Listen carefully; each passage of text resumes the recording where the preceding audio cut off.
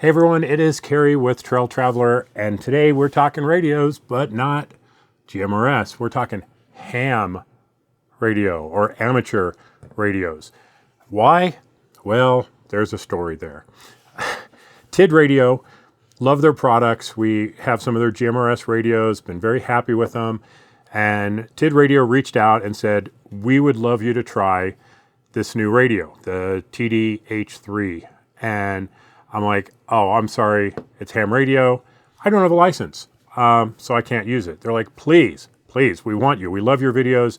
We really want you to do a video with it. You're going to love the radio. I'm like, again, I can't legally use it. I don't have a ham radio license, so it's not something that I can use. And they're like, can you get your license then? And I'm like, oh, geez. Okay, fine. I will. I will finally go about getting my ham radio license. And that's what this is about, is how I went and studied and took and passed my ham radio license test and was able to then set up a TID radio, HT, the handy talkie here, and made first contact. So let's get into it. I used books, I used websites, I had used an app on my phone for ages to try and study for the test. And in all the sample tests I did, I never really got a passing score. Maybe once in a blue moon, I would get lucky and get a passing score, but never enough in a row for me to feel confident in taking the test. Now, I know probably some ham radio operators are going to get in the comments and go, I didn't even need to study. It's so easy. Well, fine. If you're an electrical engineer and you have a background in radio technology and you understand weather and atmosphere and rules and regulations and all the FCC codes and things, yeah, you might not need to study. But if you're a regular guy who has some basic information, I mean, I took electronics in school, so I know how to read a schematic. I know some basic electronics theory and stuff.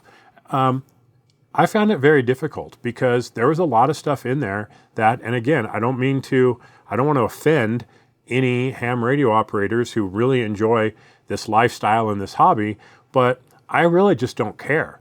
I don't ever plan on trying to reach someone in another country or using ham radios for that type of thing. It's just not my thing. If it's yours, that's awesome. I applaud you for it. I used to do it with CB. We would skip sideband and I'd talk to people all over the country. It was a lot of fun. I just don't do that anymore. I use it for one-on-one communication or one-to-many conversation in a group. We use it when we're off-roading, when we're hiking, to just, all we need is short-range communication. I don't need long-range communication. Sure, okay, if the shit hits the fan type of situation, okay, there's all that, right? But I'm not too concerned about having a little 5-watt handy talkie to be my life preserver. So that's just me, right? Other people, that's fantastic. What I'm going to talk about is how I managed to finally successfully pass my test, and then how to go about getting your license and using a radio. It's pretty much that easy, right? So I found this website called Ham Radio Prep. And now, if you look at the website, they sell courses, and there's one free lesson for the technician license. But what you don't really see anywhere here is any sample tests. And down here, way on the bottom, you'll see free practice tests. You know, it's not obvious anywhere. If we click on that, it takes us to this page, which we can say, take a free practice test. Now, I have not logged in. I've not signed up for anything. This is just a regular user going to their website. So the first and basic license, which is all I needed to be able to use this legally, is the technician license. You click on that, and now you can start going through and taking the test. So right here, which of the following types of propagation is most commonly associated with occasional strong signals on the 10, 6, and 2 meter bands from beyond the radio horizon. If you didn't need to study for this, good on you. I did, right? And like, I believe it's sporadic E, right? How would I ever know that? Like, that's not something I'm just going to know as general knowledge. So I went through, take the test, get a grade. All right, fail, right? And now normally I'd be getting around 65, 70, 75% on the test. And you need like a passing score of 75, I think, or 70 to pass the test. But I went through and then I would look at the things I got wrong. I'd try and memorize it. I'd do it again. I'd do it again. I'd do it again. And I did it for about 2 weeks. Just maybe an hour an evening, really spent doing it and just going through, memorizing it. Now, do I remember it? Do I know why some of the answers are the answers they are? No, not really. But I needed to pass a test. So ham radio prep really helped me to figure out how to pass the test. I just kept repeating it over and over and over until I was consistently getting 85% or better on the tests. Actually, I was getting much closer to 90% on the tests. And I'm like, okay, it's time to take the test. What do I need to do? So my next Google search was ham radio test near me, which took me to this site, arrl.org, which is the National Association for Amateur Radio. And I can come down here and search on my zip code, 80513. Within 25 miles, search, and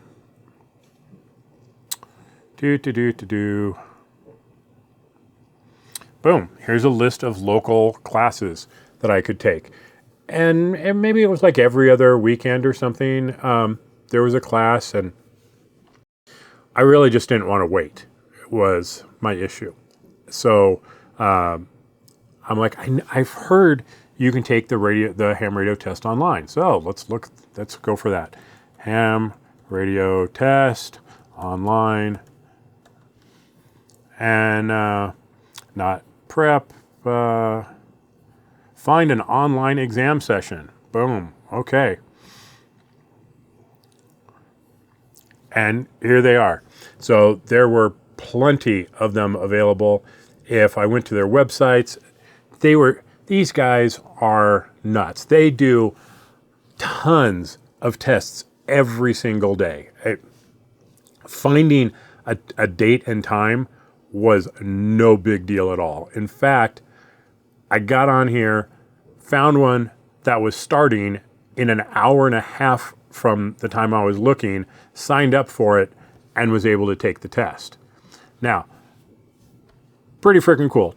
Cost $15 to take the test. Not a big deal.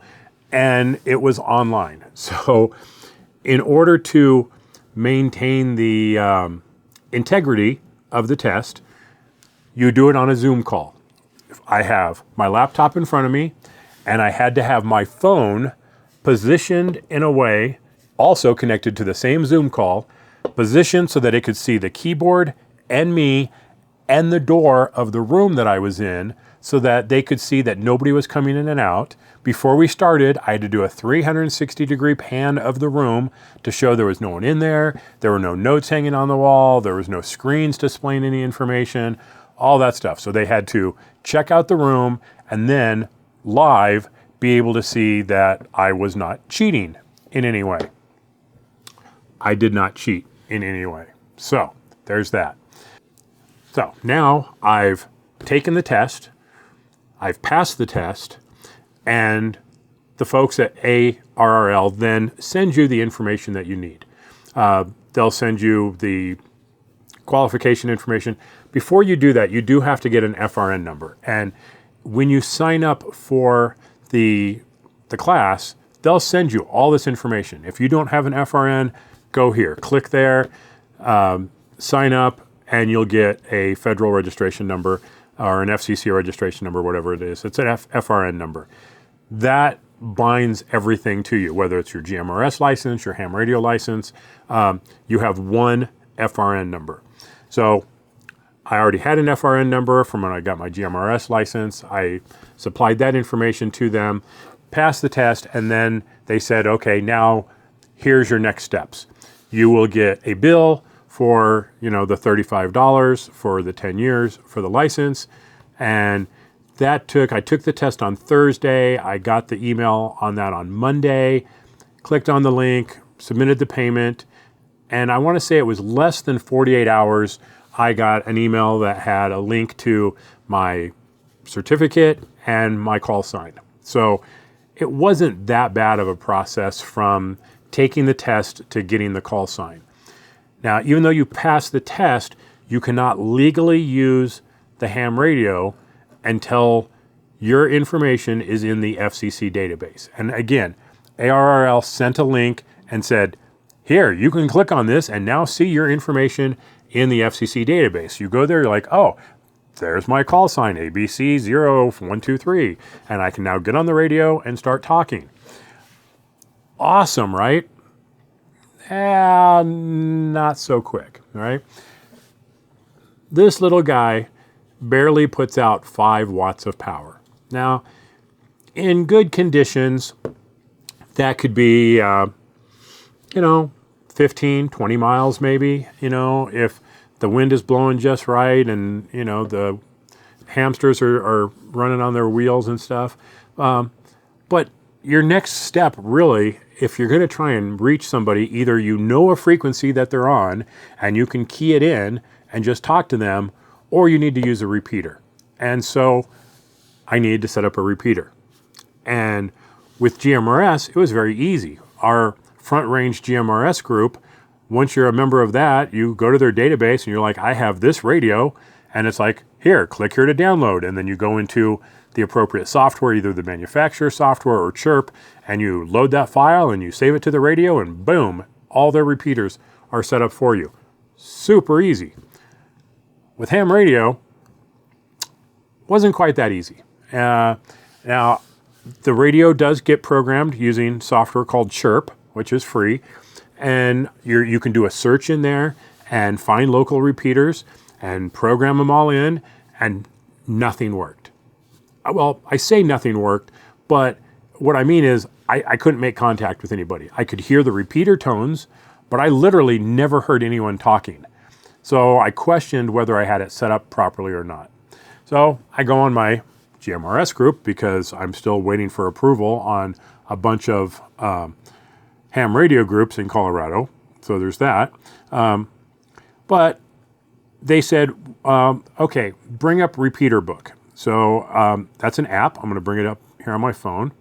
And as soon as you bring it up, it's like, here's a bunch of repeaters that are close to you. And they're listed by the distance away. 5.7 miles away, Namaqua Hill. So I had set up a number of these and went through asking, hey, anybody want to talk to me? First contact, and nothing. So someone was like, hey, why don't you set up Milner Mountain? And it was like, I had filtered on like 10 miles or whatever it was, and it's one didn't show up. So someone's like, hey, why don't you get on that one? So I get it programmed in here, and still, it wasn't quite working properly. So I go back and I'm like, I'm not hearing anything. And he's like, okay, double check your chirp settings. Here's what it needs to look like. And I'll bring up chirp here. So we wanted to set up this one, this number 46, 145.310. I had it set wrong. I had it on TSQL instead of tone. The tone is 88.5 and a 0.6 offset. Saved it to the radio and went out and tried to get my first contact. Here's how it went. CQ, KF0RNJ, trying to make a first contact here in Berthoud. CQ.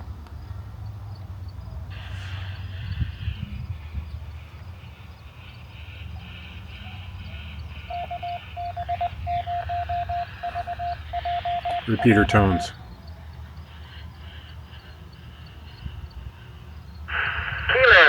0, Romeo November Juliet. This is Whiskey Zero, Alpha Juliet Kilo. Coming in loud and clear, my friend. Thank you so much. Yeah, boy, this has been a struggle trying to make a first contact here, but appreciate it. Absolutely.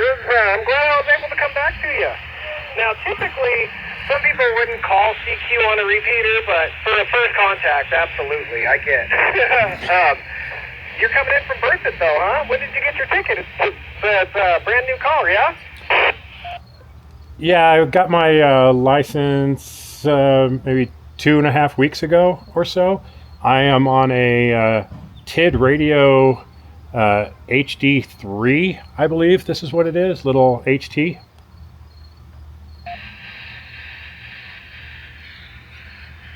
Oh, Roger, yeah, I've seen those all over the interwebs. That one is the one that does airband too, right? How do you like that puppy? Well, considering this is the first conversation I've had on it, it's going pretty good. I mean, the audio quality from you is phenomenal on this thing.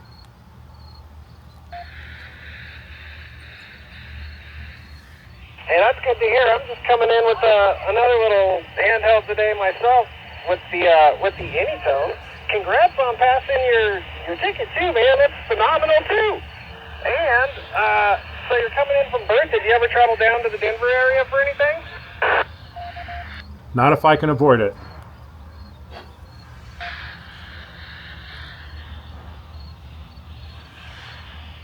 Well, then I would certainly avoid it because that's where the local ham radio outlet is, for sure. So there you have it. I was able to get my ham radio license using ham radio prep. I took my class online. You can also do them in person. And I set up the TID radio TD-H3 to use repeaters, and I made my first contact. Yay. So if you want to get a ham radio license, I highly recommend ham radio prep. I have no affiliate links to any of this stuff, except for TID Radio. If you want a TID Radio, there is a link in the description below where, it doesn't cost you anything, but I get a little kickback from TID Radio. So I do appreciate TID Radio sending out the radio for me to use and get my ham radio license with. So TID Radio, really appreciate that. And I hope this was useful for anybody out there considering getting a ham radio license. What I had to go through, the costs involved, the time frames, some of the stuff and how to set up a radio, figuring out to use Repeater Book to find repeaters in your area.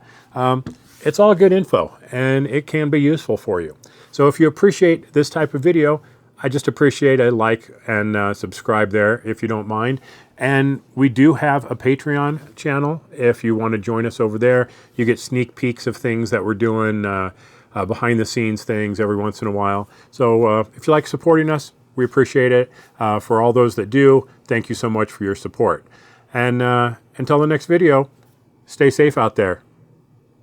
We'll see you on the trails. Or maybe on a radio. Take care.